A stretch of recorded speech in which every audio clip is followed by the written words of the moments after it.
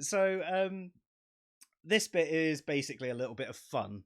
Um, Through debates online, responses to our articles, and just general discussion, we've discovered some faulty arguments that, whilst might not actually fulfill the parameters of a formal fallacy, they do show faulty reasoning and conclusions, and they seem quite common.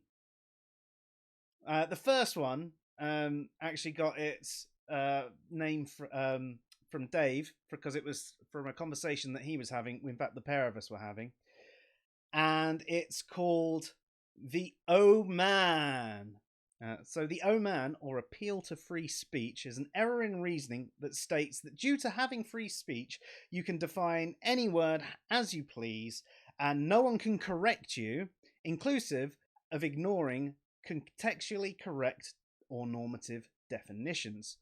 This is often combined with a special plead in which you expect someone to accept your definitions without having to accept theirs. So, Yeah, and there was also the I have free speech, so you don't get to tell me when I'm wrong or when my argument is wrong. and the end result of when someone starts going down this path is, oh man. Yeah, OP's saying, did we do the Mott and Bailey? No, we didn't. no. No. In fact, I don't think I've actually heard that one before. So, anyway, I'll carry on with this. We'll come back to that one at the end. The next one is an argumentum ex ignorantium populum. I made it up, obviously. It's a load of BS.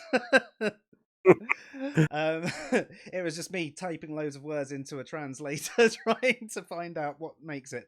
Another definite way of saying it is the vulgaris argumentum ex ignorantia, or the argument from popular ignorance, or also known as an argument for ignorance.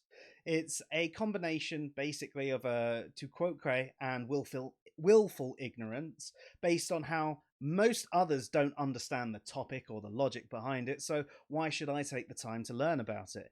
You essentially build yourself your own straw house of erroneous statements, but refuse to see how easily it's been blown down by anyone with knowledge on the topic.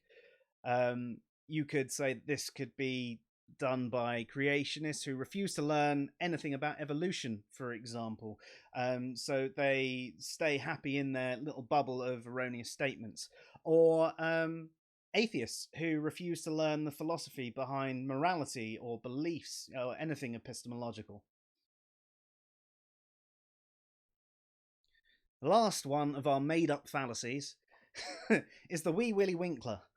The Wee Willie Winkler, or argumentum ab ego, is an argument from ego. Typically, the person is an egomaniac, possibly brain damaged, and has such an inflated opinion of themselves and their metacognitive abilities, they assume they are always right and everyone disagreeing with them is wrong. And it's everyone else suffering with Dunning Kruger and not them.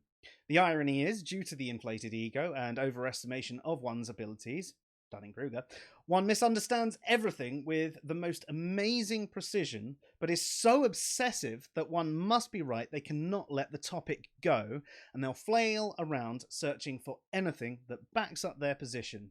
They'll operate on confirmation bias, for example, using Urban Dictionary as an authority for definitions, and spend more time speaking in fallacies than Ken Ham would whilst discussing evolution.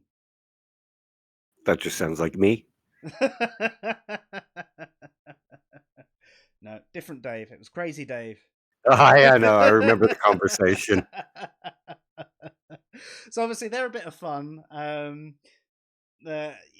they're not real fallacies. They're not formal fallacies. They don't really fit any of them. They're sort of a combination of different fallacies. But we just thought we'd, put a few together. And if any of you have any common arguments that you hear like that, any sort of fallacious reasoning that doesn't necessarily fit any of them, or is a combination of a bunch of different things, send them in because I might add them to an article eventually, and post it just for shits and giggles, really.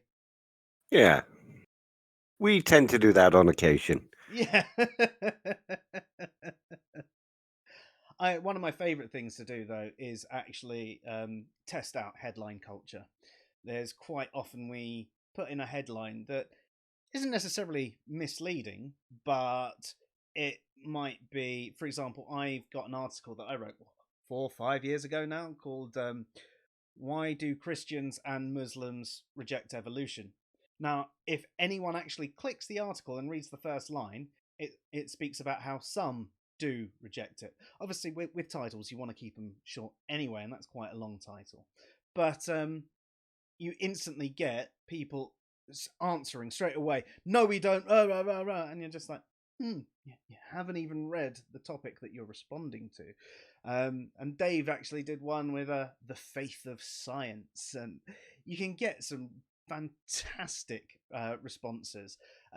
So, I mean, is there a headline culture fallacy out there? No, it's basically a straw man, isn't it? It is a straw man, but it's a specific type of straw man. So maybe that's something we need to add to the article ourselves. The headline straw man. Yeah, it could be. I mean, you're basically you're not really attacking anybody's argument. You're just attacking a headline.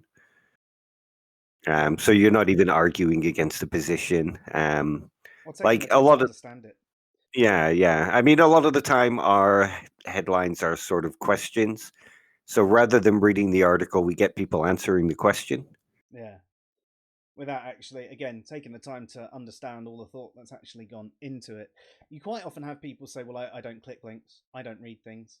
And it's like, if it's not explained in the title, then that's not my fault. And it's like, Yeah, I blame Twitter. If the it's argument doesn't fit in 248 characters, it's not a good argument. yeah, yeah. Really, you want to take something incredibly complex and try and make it that concise? No. I had someone actually request that I basically either copy and paste the entire article into a message or took screenshots of the article and posted it. And I was just like, why don't you just click the link? Yeah. You know, and then I did an 11 tweet message giving them the basic idea of it, and it was very, very, very, very clear that they still hadn't even read what I wrote there. And they gone, well, it means this then. I was like, well, no, those last 11 tweets just showed you how it doesn't mean that. But okay, there's no point in continuing from this point, is there?